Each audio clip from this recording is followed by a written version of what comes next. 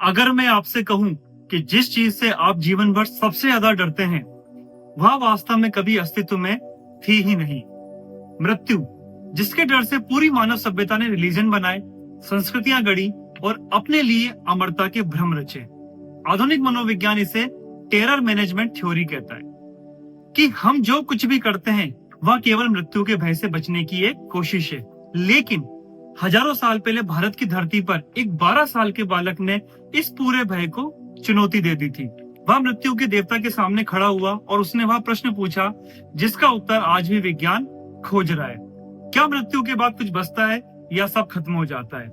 और सबसे चौंकाने वाली बात कि आज की क्वांटम फिजिक्स और कॉन्शियसनेस साइंस धीरे धीरे उसी निष्कर्ष पर पहुंच रही है जो उस बालक को हजारों साल पहले बताया गया था। तो क्या मृत्यु वास्तव में अंत नहीं बल्कि एक भ्रम है? और अगर यह सच है तो हम जो जीवन जी रहे हैं वह वास्तव में क्या है? दोस्तों, आज की इस यात्रा में हम प्रवेश करेंगे कठोपनिषद के एक रहस्यमयी संवाद में, जहाँ वेदांत, साइकोलॉजी और क्वांटम साइंस एक ही सत्य पर आकर मिल जाते हैं। यह केवल एक कहानी नहीं, यह आपके अस्तित्व का सबसे बड़ा खुलासा है। प्रणिपात दोस्तों, स्वागत है आपका विजडम ब्रिज पर। चलिए आज इसकी शुरुआत करते हैं। अब जरा एक पल के लिए कल्पना कीजिए, क्या हो अगर मृत्यु कोई अंत नहीं बल्कि केवल एक ट्रांजिशन हो? क्या हो अगर जिसे हम मरना कहते हैं वह सिर्फ एक परसेप्शन हो, हमारे दिमाग का बनाया हुआ एक तरह से इल्यूजन? सुनने में अजीब लग सकता है, लेकिन आज की मॉडर्न साइंस धीरे धीरे इसी दिशा में आगे बढ़ रही है। कुछ वैज्ञानिक कहते हैं कि चेतना मस्तिष्क में पैदा नहीं होती बल्कि मस्तिष्क केवल उसे रिसीव करता है। और अगर ऐसा है तो जब शरीर खत्म होता है तो चेतना कहाँ जाती है? क्या वह सच में समाप्त हो जाती है या किसी और स्तर पर अस्तित्व बनाए रखती है? सर रोजर पेनरोज और डॉक्टर स्टुअर्ट हैमरॉफ की OR थ्योरी यह संकेत देती है कि हमारी चेतना क्वांटम स्तर पर काम करती है। और डॉक्टर रॉबर्ट लेंजा का बायोसेंट्रिज्म तो यह कहता है कि ब्रह्मांड खुद चेतना के बिना अस्तित्व में नहीं आ सकता। मतलब हो सकता है कि हम इस ब्रह्मांड में नहीं जी रहे बल्कि यह ब्रह्मांड हमारी चेतना के भीतर मौजूद है। और अगर यह सच है तो फिर मृत्यु वह केवल एक एंड नहीं बल्कि एक शिफ्ट ऑफ अवेयरनेस हो सकती है। लेकिन यहाँ सबसे बड़ा सवाल उठता है कि अगर यह सब सच है तो हजारों साल पहले कठोपनिषद में यमराज ने नचिकेता को ऐसा क्या बताया था जो आज का विज्ञान धीरे धीरे समझने की कोशिश कर रहा है? क्या प्राचीन वेदांत पहले से ही उस सत्य तक पहुंच चुका था जिसे मॉडर्न फिजिक्स अभी खोज रही है? और अगर हाँ, तो क्या हम पूरी तरह से गलत समझ में जी रहे हैं? इस वीडियो में हम इसी रहस्य को खोलेंगे, step by step, her layer के साथ। आपकी रियलिटी की समझ टूटती जाएगी और अंत में आप खुद से एक ही सवाल पूछेंगे कि मैं वास्तव में कौन हूँ? और दोस्तों, बहुत समय पहले प्राचीन भारत में एक ऋषि थे, वाजश्रवस। उन्होंने एक महान यज्ञ का आयोजन किया, एक ऐसा यज्ञ जिसका उद्देश्य था स्वर्ग की प्राप्ति। लेकिन इस यज्ञ के पीछे एक सूक्ष्म समस्या छुपी हुई थी। बाहर से सब कुछ धार्मिक दिख रहा था, मंत्र, अग्नि, आहुति, लेकिन भीतर लोभ और पाखंड ने जगह बना ली थी। वाजश्रवस ने दान में गाय देना शुरू की, जो बूढ़ी थी, कमजोर थी और जिनका अब कोई उपयोग नहीं था। यहीं से इस कहानी का सबसे महत्वपूर्ण पात्र सामने आता है, एक 12 वर्ष का बालक, नचिकेता। लेकिन यह कोई साधारण बालक नहीं था। उसकी आंखों में केवल जिज्ञासा नहीं थी बल्कि सत्य को देखने की क्षमता थी। जहां बाकी लोग केवल कर्मकांड देख रहे थे, वहां नचिकेता ने असत्य को पहचान लिया। उसके भीतर एक भाव जागा, श्रद्धा का। उसने पिता से एक प्रश्न पूछा, पिताजी, यदि यह यज्ञ पूर्ण होना है तो आप मुझे किसे दान करेंगे? पहली बार में उसे कोई उत्तर नहीं मिला। उसने दूसरी बार प्रश्न पूछा, तब भी पिताजी की तरफ से मौन। और तीसरी बार क्रोध में आकर वाजश्रवस बोल पड़े, मैं तुम्हें मृत्यु को देता हूँ। और यहीं से यह कहानी एक सामान्य कथा से उठकर एक कॉस्मिक जर्नी बन जाती है। दोस्तों, कल्पना कीजिए कि एक 12 साल का बालक जिसे स्वयं उसके पिता मृत्यु को दान कर देते हैं, और वह बालक बिल्कुल भी समस्या से डरता नहीं है, वह भागता नहीं है, वह प्रश्न करता है और उस प्रश्न का उत्तर पाने के लिए सीधे मृत्यु के द्वार तक पहुंच जाता है। नचिकेता पहुंचता है यमराज के लोक में, लेकिन यमराज वहां नहीं होते और केवल प्रतीक्षा करनी पड़ती है। 1 दिन, 2 दिन, 3 दिन, बिना अन्न, बिना जल, एक बालक मृत्यु के द्वार पर बैठा हुआ है।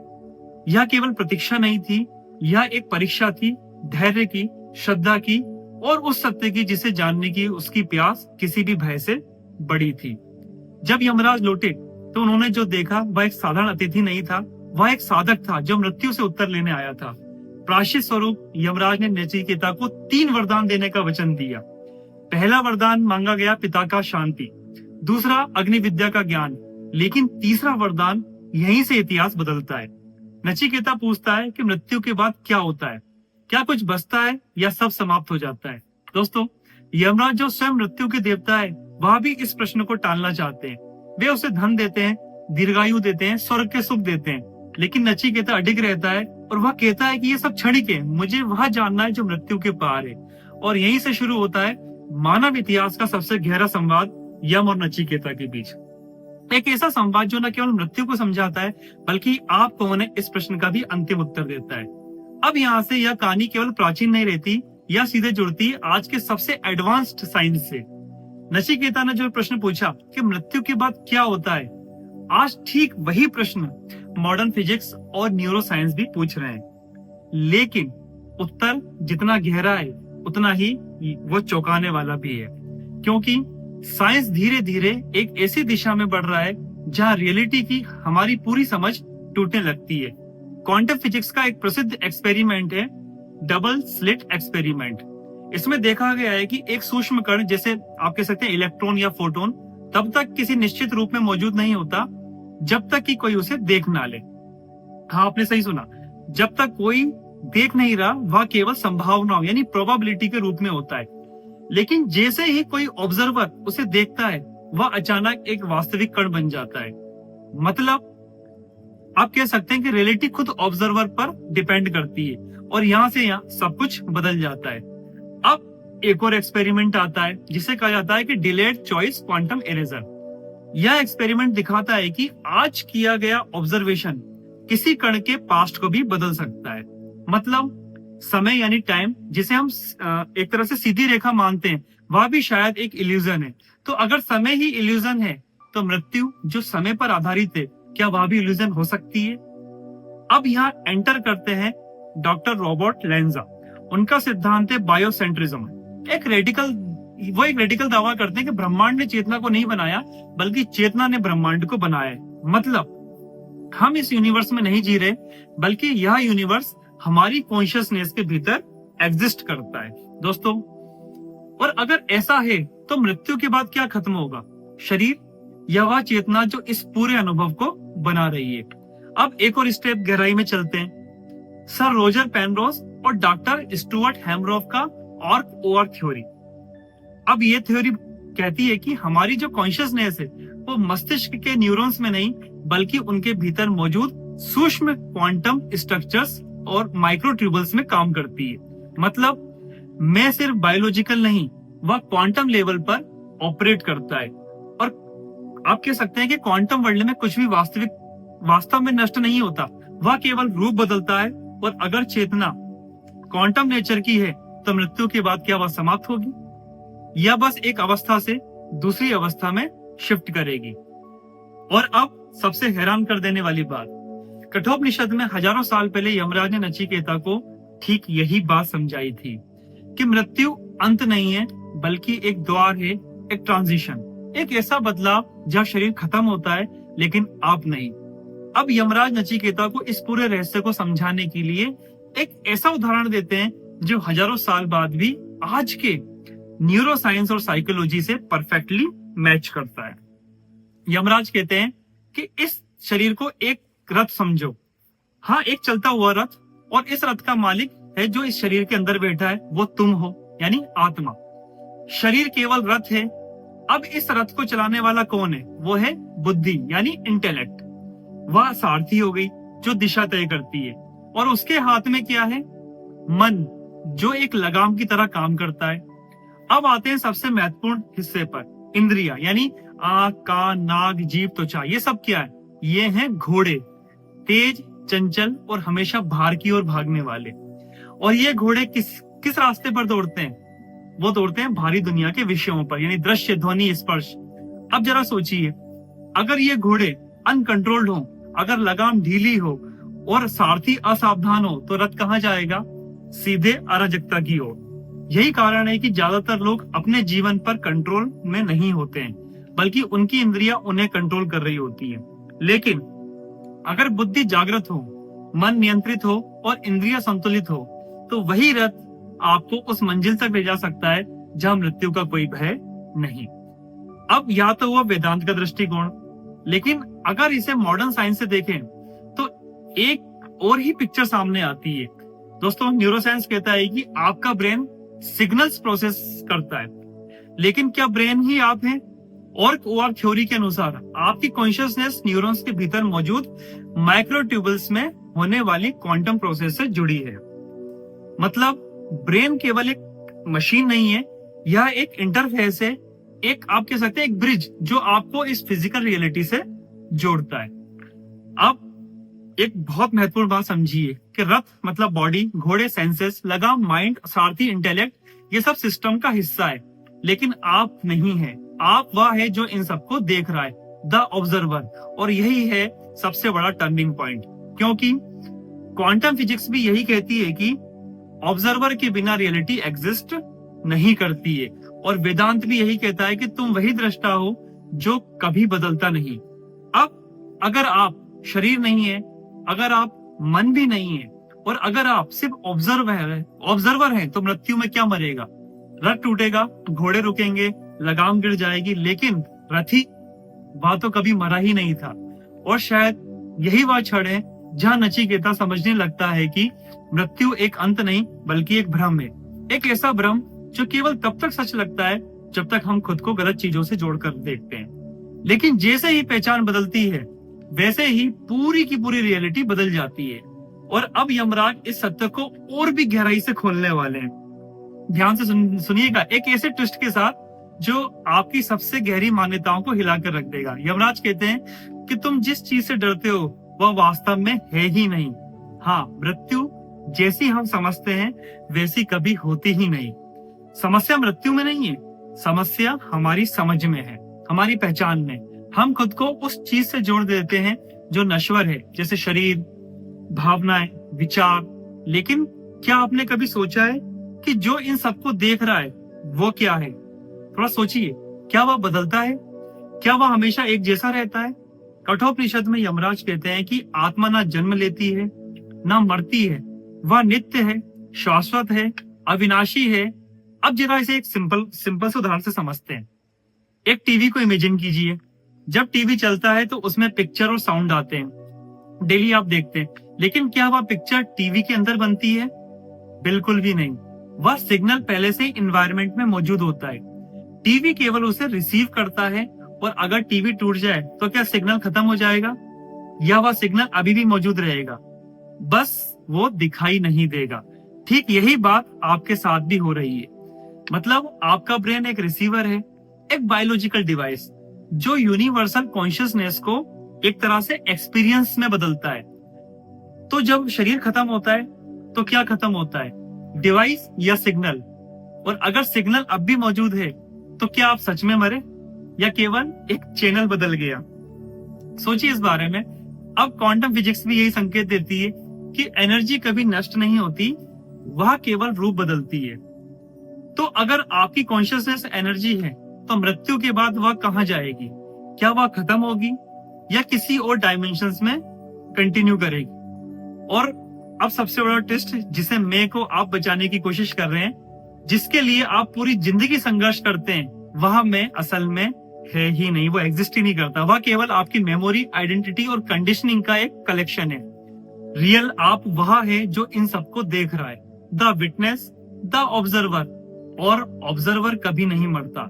इसलिए मृत्यु से डरना वैसा ही है जैसे कि समुद्र की कोई वेव समुद्र से अलग होकर अपने खत्म होने से डर जाए, जबकि वह हमेशा समुद्र ही थी।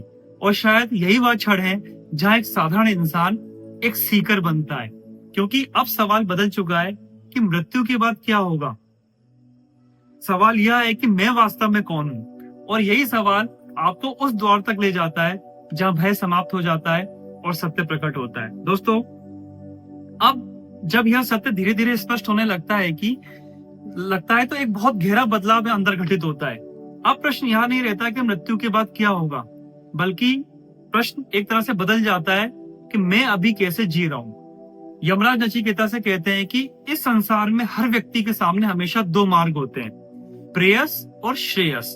प्रेयस का मतलब होता है वह जो आसान है, जो तुरंत सुख देता है, जो इंद्रियों को अच्छा लगता है, जैसे धन, सत्ता, प्रसिद्धि और आप बोल सकते हैं कि एंडलेस डिजायर्स। लेकिन वास्तव में देखें तो ये सब क्षणिक है और यही कारण है कि इसे पाने के बाद भी मन कभी संतुष्ट नहीं होता। और दूसरी ओर है श्रेयस, वह जो कठिन है लेकिन सच्चा है, वह मार्ग जो आपको आपके वास्तविक स्वरूप तक ले जाता है। और अब जरा अपने जीवन को देखिए, हम दिन भर क्या कर रहे हैं? Notifications, social media, dopamine hits, एक ऐसी दौड़ जिसका कोई अंत नहीं। हम बाहर इतना खो गए हैं कि अंदर झांकना ही भूल गए हैं। और यही कारण है कि भय बना रहता है, असुरक्षा बनी रहती है, क्योंकि हमने अपनी पहचान ही भारी चीजों से जोड़ ली है। लेकिन जैसे ही आप इस सत्य को समझते हैं कि आप ये फिजिकल बॉडी, आप ये शरीर नहीं है, आप मन भी नहीं है, आप वह है जो इन सबको देख रहा है, उसी क्षण एक गहरी शांति अंदर उतरने लगती है। धीरे धीरे इंद्रियों का शोर कम होने लगता है, मन स्थिर होने लगता है और पहली बार आप अपने भीतर एक ऐसी उपस्थिति महसूस करते हैं जो हमेशा से वहां थी, लेकिन कभी वहां देखी नहीं गई। कठोपनिषद इसे कहता है अंगुष्ठ मात्र ज्योति, एक ऐसी ज्योति जो बिना धुएं के जलती है, शांत, स्थिर, अविचल। और जब कोई साधक इस ज्योति को पहचान लेता है तो उसके भीतर से मृत्यु का भय हमेशा के लिए समाप्त हो जाता है, क्योंकि अब वह जान चुका है कि जो बदलता है वह मैं नहीं हूं और जो मैं हूं वह कभी बदलता नहीं। और अब जीवन डर से नहीं बल्कि समझ से जिया जाता है। अब चुनाव बदल जाता है प्रेयस से श्रेयस की ओर। अब व्यक्ति बाहर भागता नहीं बल्कि अंदर उतरता है और यहीं से वास्तविक स्वतंत्रता शुरू होती है, क्योंकि जिस क्षण आपने अपने वास्तविक स्वरूप को पहचान लिया उसी क्षण आपने मृत्यु को जीत लिया। और शायद यही वह बिंदु है जहाँ नचिकेता केवल एक बालक नहीं रहता, वह एक जागृत चेतना बन जाता है। तो इस पूरी यात्रा के बाद अब हम कहाँ पहुंचे? एक ऐसे सत्य के सामने जो जितना सरल है उतना गहरा भी। मृत्यु जिसे हम जीवन भर भागते हैं, जिससे बचने के लिए हमने पूरी सभ्यता खड़ी कर दी, वह वास्तव में अंत नहीं है, वह केवल एक परिवर्तन है, एक ट्रांजिशन, एक अवस्था से दूसरी अवस्था में। वेदांत इसे हजारों साल पहले कह चुका था और आज विज्ञान भी धीरे धीरे उसी दिशा में आगे बढ़ रहा है। लेकिन यह ज्ञान केवल सुनने के लिए नहीं है, यह जीने के लिए, क्योंकि जब तक हम खुद को इस शरीर, इस मन और इस अस्थायी पहचान से जोड़कर देखते रहेंगे तब तक भय रहेगा, असुरक्षा रहेगी और मृत्यु एक अंधेरा लगेगी। लेकिन जिस क्षण आप यह देख लेते हैं कि आप वहां नहीं है जो बदल रहा है, बल्कि वह है जो सब कुछ बदलते हुए देख रहा है, उसी क्षण एक गहरी स्वतंत्रता अंदर जन्म लेती है। अब जीवन भागने का नहीं, समझने का माध्यम बन जाता है। अब हर अनुभव एक बोझ नहीं, एक अवसर बन जाता है। और तब आप वही बन जाते हैं जिसके बारे में उपनिषद घोषणा करता है, तत् त्वम असि, तुम वही हो, वही चेतना जिससे यह पूरा ब्रह्मांड उत्पन्न हुआ है, वही ऊर्जा जो कभी नष्ट नहीं होती और वही साक्षी जो जन्म और मृत्यु दोनों से परे है। और शायद यही वह अंतिम बोध है कि हम कभी पैदा ही नहीं हुए थे, हम कभी मरेंगे भी नहीं, केवल रूप बदलता है, अनुभव बदलता है, लेकिन आप वही रहते हैं हमेशा। अब प्रश्न यह नहीं है कि मृत्यु के बाद क्या होगा दोस्तों, अब प्रश्न यह है कि क्या आप जागे हुए हैं या अभी भी उस भ्रम में जी रहे हैं। अगर यह वीडियो आपकी सोच को थोड़ा सा भी बदल गया हो तो इसे सिर्फ देखिए मत, इसे महसूस कीजिए और शायद यहीं से आपकी यात्रा शुरू होती है। उठो, जागो और तब तक मत रुको जब तक सत्य को जान ना लो। प्रणिपात।